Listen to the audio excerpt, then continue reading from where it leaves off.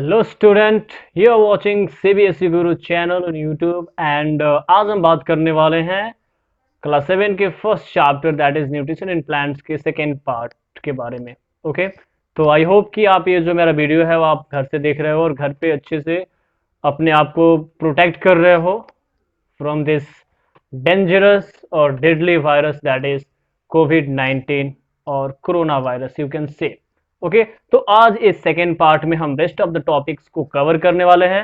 I hope कि जो पीछे वाला पार्ट था वो आपके लिए यूजफुल रहा हो और आपने वहां से ज़्यादा गैसअप किया, ज़्यादा से ज़्यादा चीज़ों को सीखा आपने, राइट। तो हमने उस पार्ट में बात करा था कि ऑटोट्रॉफिक मोड ऑफ न्यूट्रिशन कैसे होता है प्लांट्स में, यानी कि प्लांट्स कैसे अपना फूड प्रिपेयर करते हैं।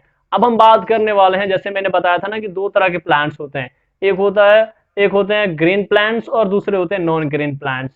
तो जो ग्रीन प्लांट्स होते हैं उनमें क्या होता है, ऑटोट्रॉफिक मोड ऑफ न्यूट्रिशन होता है क्योंकि उसमें क्लोरोफिल होता है, राइट। और दूसरे जो प्लांट्स होते हैं नॉन ग्रीन, तो नॉन ग्रीन क्यों होते हैं, क्योंकि उनमें क्लोरोफिल नहीं होता है। और ऑब्वियस सी बात है कि अगर क्लोरोफिल नहीं होगा तो वहां पे फोटोसिंथेसिस यानी कि ऑटोट्रॉफिक मोड ऑफ न्यूट्रिशन नहीं होगा। तो वैसे प्लांट्स को क्या बोलते हैं, हेट्रोट्रॉप्स। ओके, यानी कि उनमें हेट्रोट्रॉफिक मोड ऑफ न्यूट्रिशन होता है, राइट।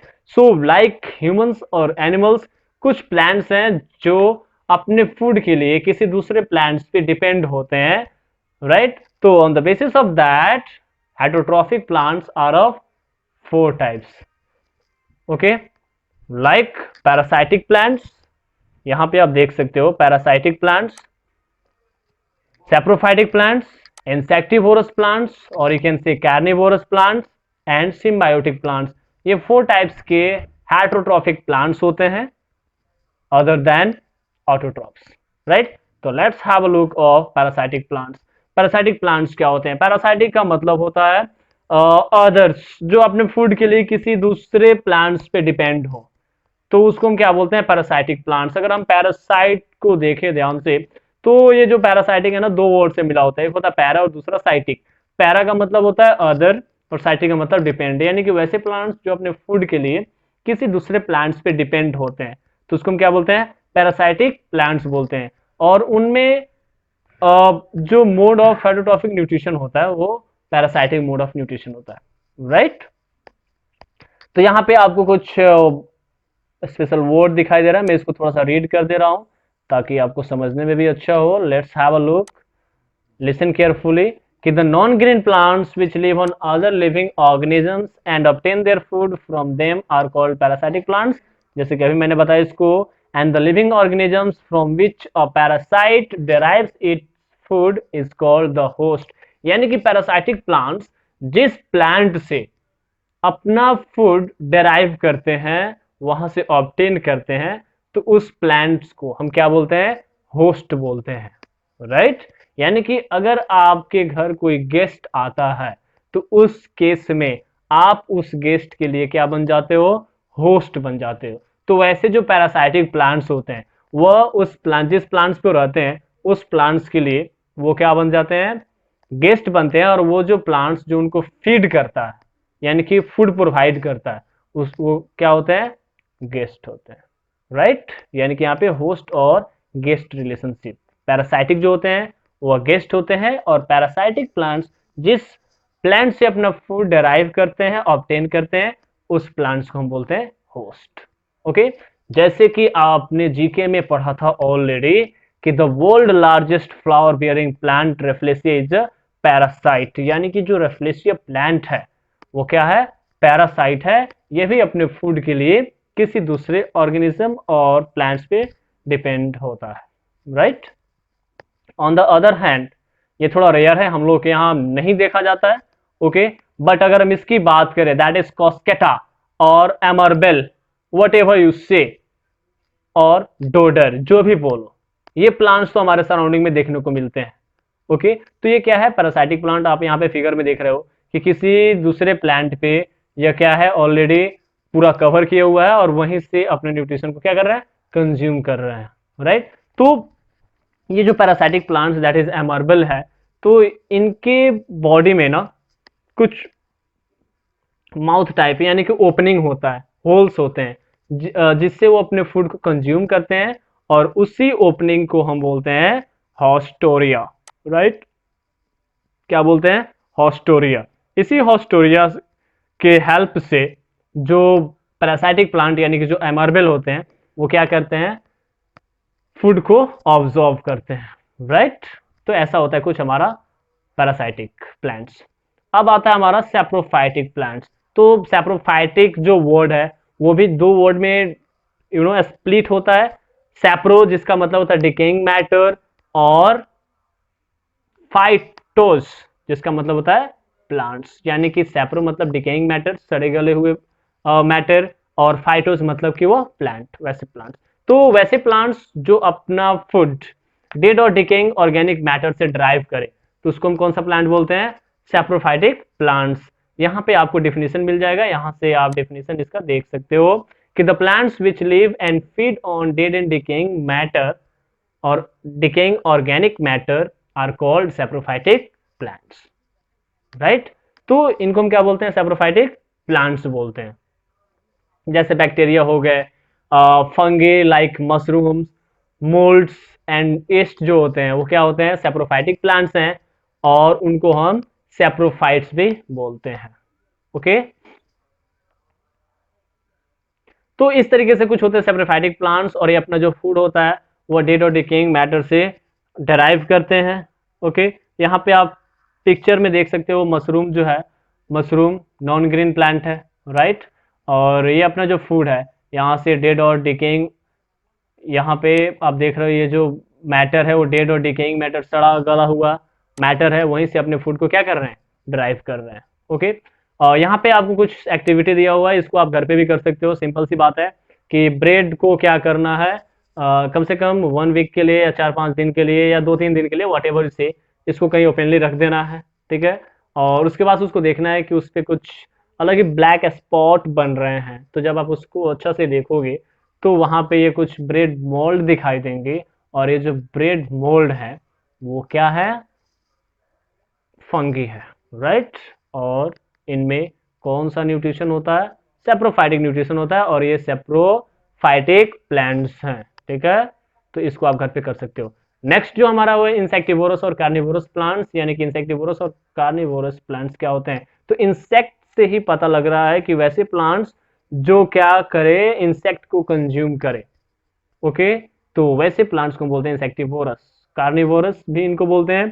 तो plants which eat animals like as insects are called insectivorous और कार्निवोरस प्लांट्स, मतलब ऐसे प्लांट्स जो इंसेक्ट को कंज्यूम करे। ओके, एज फॉर एग्जाम्पल, यहाँ पे एग्जाम्पल्स आपको देखने को मिल जाएंगे, that is pitcher plant, okay, Venus fly trap, bladderwort and sundew, ये सब क्या है?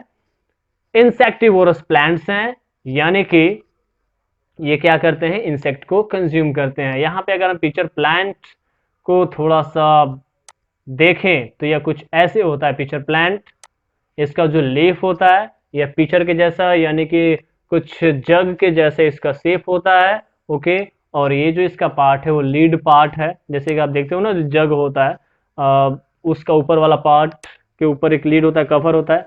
तो जैसे ही इंसेक्ट क्या होते हैं, इंसेक्ट जब इसके ऊपर आते हैं, तो जैसे यहाँ पे आते हैं तो यहाँ पे कुछ स्लिपरी लिक्विड होता है, केमिकल सब्सटेंस, जैसे इंसेक्ट बैठते हैं वो अंदर चले जाते हैं, और जैसे इंसेक्ट अंदर जाते हैं वैसे ही ये जो लीड होता है, इस लीफ का अपर पार्ट लीड, वो नीचे सेंस कर लेता है कि इंसेक्ट चले गए, और उसको कवर कर लेता है। फिर वो इंसेक्ट को क्या कर लेते हैं? अंदर डाइजेस्ट कर लेते हैं। तो इस तरीके से पिक्चर प्लांट में न्यूट्रिशन होता है, इसलिए इनको हम क्या बोलते हैं? इंसेक्टिवोरस प्लांट्स बोलते हैं। ब्लेडर रॉड भी कुछ वैसे ही होते हैं। ओके, हाँ, यहाँ पे क्वेश्चन है कि क्या जैसे कि इंसेक्टिवोरस प्लांट्स हैं तो वो भी तो ग्रीन ही होते होंगे, राइट। तो क्या उनमें फोटोसिंथेसिस होता है कि नहीं?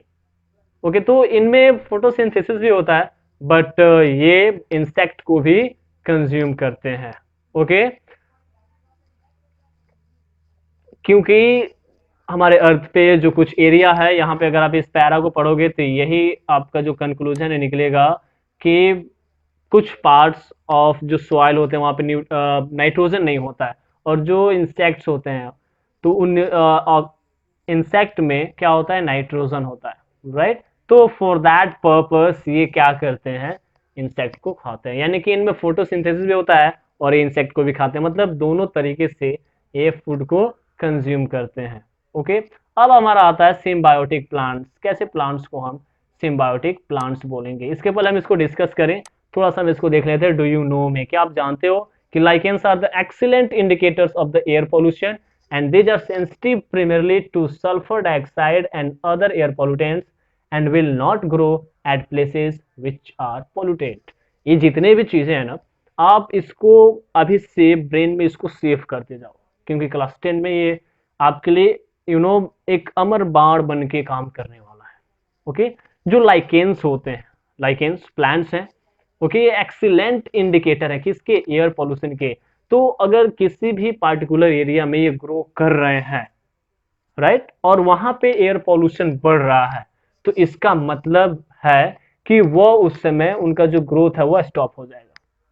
मैं इसको एक बार और रिपीट कर रहा हूं कि अगर किसी पार्टिकुलर एरिया में लाइकेंस है, वहां पे पॉल्यूशन ज्यादा है, तो वहां पे ये ग्रो नहीं करते हैं, जो शो करते हैं कि यहाँ पे एयर पॉल्यूशन ज्यादा है। तो now let's talk about symbiotic plants. क्या होते हैं सिम्बायोटिक प्लांट्स? कि the plants which live in association, यानी कि एक साथ, with other plants and share their shelter and nutrients are called symbiotic plants. यानी कि वैसे प्लांट्स जो एसोसिएशन में रहे, एक साथ रहे किसी दूसरे प्लांट्स के साथ और अपना शेयर करे, दोनों प्लांट्स एक दूसरे से अपना शेयर करे, क्या, शेल्टर और न्यूट्रिएंट्स, तो वैसे प्लांट्स को क्या बोलते हैं, सिम्बायोटिक प्लांट्स। और इसमें क्या होता है ना, म्यूचुअल बेनिफिट होता है, यानी कि दो तरह के प्लांट्स एक साथ रहते हैं और वह दोनों अपना जो शेल्टर और न्यूट्रिएंट्स शेयर करते रहते हैं, यानी कि वहां पे म्यूचुअल बेनिफिट होता है, दोनों को इक्वल बेनिफिट्स मिलते हैं। तो this association between two different plants is called symbiotic association और सिम्बायोटिक रिलेशनशिप, यानी कि ये दोनों प्लांट्स क्या शो करते हैं, सिम्बायोटिक रिलेशनशिप। एग्जाम्पल्स में आप देख सकते हो कि रूट्स ऑफ द ट्रीज में फंगी होते हैं जो क्या करते हैं, सर्टेन न्यूट्रिएंट्स को प्रोवाइड करते हैं प्लांट्स को, और उनके बदले उन फंगी को क्या मिल जाता है, एक शेल्टर मिल जाता है, राइट। प्लांट्स को उनका न्यूट्रिएंट्स मिल गया और फंगी को एक शेल्टर मिल जाता है, रूट्स में उनको एक घर मिल जाता है जिसमें वो अच्छे से रह पाते हैं। तो इस तरीके से हम देख रहे हैं कि दोनों क्या होते हैं, म्यूचुअली बेनिफिट होते हैं। अगर हम बात करें लाइकेंस की, तो लाइकेंस में होते हैं क्या, आपके फंगस होते हैं और एल्गी, दो मिलके बनाते हैं लाइकेंस को, यानी कि ग्रीन पार्ट होता है हमारा एल्गी, सिंगुलर फॉर्म है एल्गा, और नॉन ग्रीन जो पार्ट है वो हमारा है फंगस। ये जो नॉन ग्रीन पार्ट है वो हमारा है फंगस। ये दोनों मिलके क्या बनाते हैं, लाइकेन। तो ग्रीन प्लांट क्या करता है, फोटोसिंथेसिस का फंक्शन करता है, यानी कि वहां से फूड प्रिपरेशन होता है, और ये जो फंगस है वो क्या करते हैं, न्यूट्रिएंट्स को ऑब्जॉर्ब करके एल्गी तक पहुंचा देते हैं, जिससे क्या होता है कि ग्रीन पार्ट को फूड बनाने का एक अच्छा सा अपॉर्चुनिटी मिल जाता है, वो फूड को प्रिपेयर कर लेते हैं, और फंगस जो है उसको फूड भी मिल जाता है और साथ में शेल्टर भी मिल जाता है। तो इस तरीके से दोनों क्या होते हैं, एक दूसरे के डिपेंडेंट होते हैं और म्यूचुअल बेनिफिट, यानी कि एक दूसरे से बेनिफिटेड भी होते हैं। यहाँ पे माइंड स्क्रैम्बल है, आप इसको चेक कर सकते हो, पीछे पड़ा हुआ है तो चेक करना जरूर, माइंड स्क्रैम्बल। यहाँ पे फिर से आगे आंसर ओरल आंसर करना है, यहाँ पे कुछ ग्लिम्स हैं। तो इस तरीके से हम देख रहे हैं कि जो हमारा चैप्टर है, चैप्टर फर्स्ट, वो हो गया कंप्लीट।